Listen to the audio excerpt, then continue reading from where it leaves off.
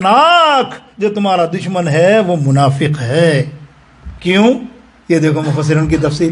مفسر فرماتے ہیں یہ وہ دشمن ہے کہ تمہارے ساتھ ہی بیٹھتا ہے، تمہارے ساتھ ہی کھاتا ہے نا، تمہارے ساتھ ہی آتا ہے. آپ کیا دیکھیں، وہاں نام تھا، اب نام سے پکڑ لیا آپ نے کہ وہ ہوں گے وہ ہوں گے وہ ہوں گے. یہاں نام سے کیسے پکڑو گے؟ عبداللہ، تمہارا بھی نام عبداللہ، اس کا بھی نام عبداللہ، تمہارا بھی نام عبد الرحمن، اس کا بھی نام عبد الرحمن ہے نا، موجود ہے نا اللہ.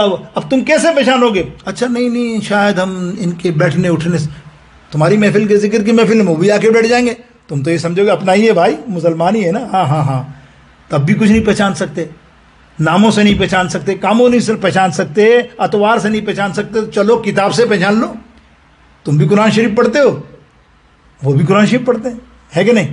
پڑھتے کہ نہیں پڑھتے؟ رسول اللہ کے رسول اللہ صلی اللہ تعالی علیہ وسلم کے زمانے میں کیا تھا؟ یہی تھا نا.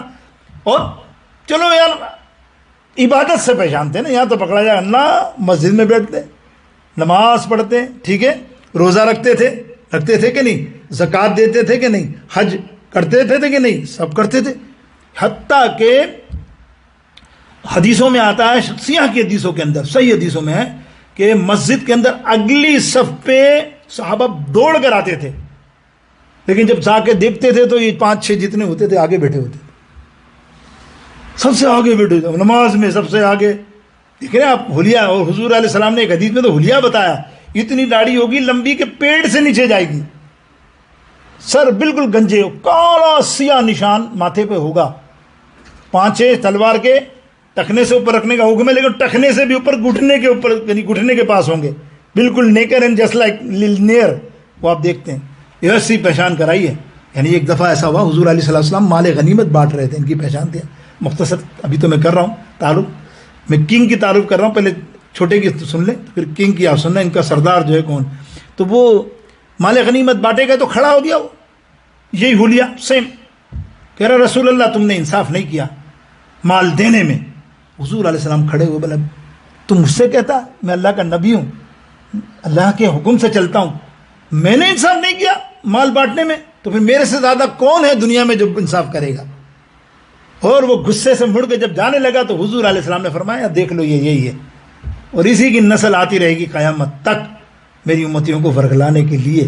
یعنی ڈکلیئر منافق کر دیا. حلیہ بھی وہیں یہی بتا دیا سرکار علیہ السلام. تو میرے دوستو بزرگوں، تو یہ تھوڑا سا میں نے آپ کے سامنے ایک ذائچہ پیش کیا کہ کس طرح دشمن کو پہچانا، کتنا خطرناک دشمن منافق. دیکھیں اب مکے اور مدینے کی حالت دیکھیں. مدینہ پاک میں ایک شخص تھا جس کا نام تھا عبداللہ بن ابی، تھا منافق، حقیقت منافق رہا، لیکن وہ رئیس المنافقین، اس کو کہتے ہیں منافقوں کا بھی باپ، سردار، کنگ. اس کی سوانح تھوڑی سی آپ سنیں، دلچسپ ہے تاکہ آپ کو پتہ چلے کیسے کیسے منافق ہوتے ہیں. اور یہ آیت کریمہ جو نازل کی میں نے پڑھی خطبے میں، اس کی وجہ کیا تھی؟ اللہ نے ڈکلیئر کیسے کر دیا، بتا دیا ہے کہ کیا ان کی پہچان ہے. وہ ہجرت سے پہلے سردار بننے والا تھا مدینہ شریف کا، بڑی ویلیو تھی اس کی، بڑا مانتے تھے لوگ اس کو. بس ہوا یہ کہ کچھ دن بعد اس کا اعلان تھا کہ تو آ جا اپنے جبہ شبہ پہن کے، تو مدینے کا سردار ہے، بس بنانے کا. یہ بھی کر ہی رہے تھے کہ حضور پرنور سید عالم وسلم نے ہجرت فرما لی. دیکھیں نا منظر، وہ آپ سمجھے. یعنی یہاں مدینہ پاک میں لاکھوں آدمی تھے نا، وہ سب آدھے سے زیادہ اس کی تائید کر رہے تھے کہ بھائی تو بن جا. وہ زمانہ تو ابھی تھا نہیں، مسلمانیت کا تو کم تھے، وہ تو نہیں تھے نا. لیکن حضور کی آمد جیسے ہی مدینہ پاک میں ہوئی تو آپ نے دیکھا کتنے لوگوں نے کلمہ بھی پڑھ لیا، کتنے مسلمانوں، تقریباً انصاری مسلمان ہو گئے. اب حضور علیہ السلام تشریف لائے، سرداری کا اس کو شوق کہ میں بنوں گا، تو وہ سارا ڈاماڈول ہو گیا، ملیا ملیٹی ہو گیا. اس لیے کہ پورا مدینہ پاک جو ہے حضور کے استقبال کے نہیں نکل آیا. اب یہ دیکھ رہا ہے بھائی اب میری کیا ویلیو، اتنی بڑی ہستی، میں کائے کا سردار سوچ رہا ہے.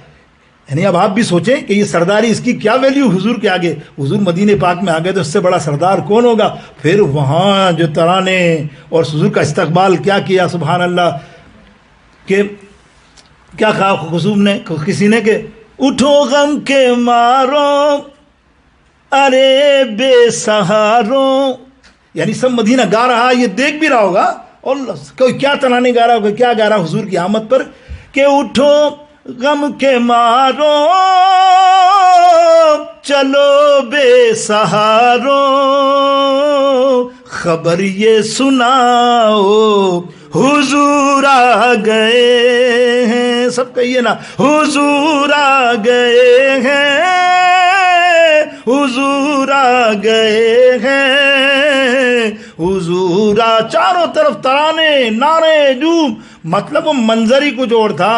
وہاں تو اسلام تو لے آئے تھے، اب یہ سردار بننے کو بولا میری کاہے کی سرداری، اب تو مجھے کوئی پہچانے گا بھی نہیں، سچی بات پوچھے گا بھی نہیں، میں تو مسلم تو نہیں تھا، مسلمان تو نہیں تھا. اب اس نے کیا سوچا کہ بھائی بچت اسی میں ہے، تیری عبداللہ بن ابی کلمہ پڑھ لے، لیکن اوپر سے پڑھ لے، اندر سے یہ ہے منافق، دل سے تو وہ اپنا ہی رہے، تاکہ ان کو دکھانے کے لیے، تاکہ یہ بھی مجھ سے بھی تھوڑا سا میری طرف اٹریکشن ہو. اب حضور علیہ السلام کے سامنے کہاں آنا تھا، یہ تھا وہ منافق عبداللہ بن ابی، رئیس المنافق کہتے ہیں اس کو. اس کے کتنے کرتوت ہیں، کتنے معاملات ہیں، اب آپ کو کیا بتاتا جاؤں، بہت تفصیل ہے اس کی، اتنے کیا کیا گستاخیاں کی ہیں. ایک مرتبہ غزوہ احد، آپ کو پتا 1000 سپاہی تھے مسلمانوں کے، مدینہ پاک سے لڑنے کے لیے نکلے.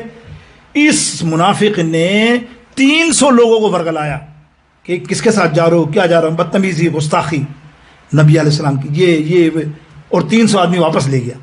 حضور علیہ السلام 700 سے مقابلہ کیا ہے عہد میں. آپ کو پوری تاریخ پتہ ہے، بتانا مقصد یہ تھا کہ یہ منافقت کی یہ معاملہ ہے. اب آپ دیکھیے اور بھی معاملات بیان ہو سکتے ہیں، مرا تو منافق ہی تھا. اور یاد رکھیے منافق اللہ فرماتا ہے کافر کا عذاب، کافر کا عذاب یہ دوسروں کا عذاب تھوڑا کم، سب سے خطرناک عذاب اللہ دے گا منافق کو. یعنی سب سے نچلی وادی جو ہے اس میں منافقوں کو ڈالا جائے گا. تو اس قدر خطرناک ہے جس کو اللہ تعالیٰ فرما رہا ہے، تو کیسا خطرناک دشمن ہے. ظاہر ہے منافقت تو یہ آج کے دور میں بھی ہے کہ انسان کے ایمان سے کھیلو، اس کو بے ایمان بناؤ کسی طرح سے بھی. کوئی بھی نیا موضوع لے آؤ، 1400 سال تک کوئی نہ چلاؤ، پکڑ لاؤ کوئی نئی چیز اور اس کو عام کرو، ان کو ورگلاؤ، ادھر کر دو ادھر. ایسا کیسا ہو سکتا ہے میرے دوستوں بزرگوں؟ الحمدللہ ہمارا دین بڑی مضبوط ستونوں پہ ہے، مضبوط اماموں اور بزرگوں پہ. انہوں نے محنت کی ہے، انہوں نے احادیثیں لکھی ہیں، امامت کی ہے اور ہمیں بتایا ہے، اور ہمیں بھی امام عطا کیے ہیں.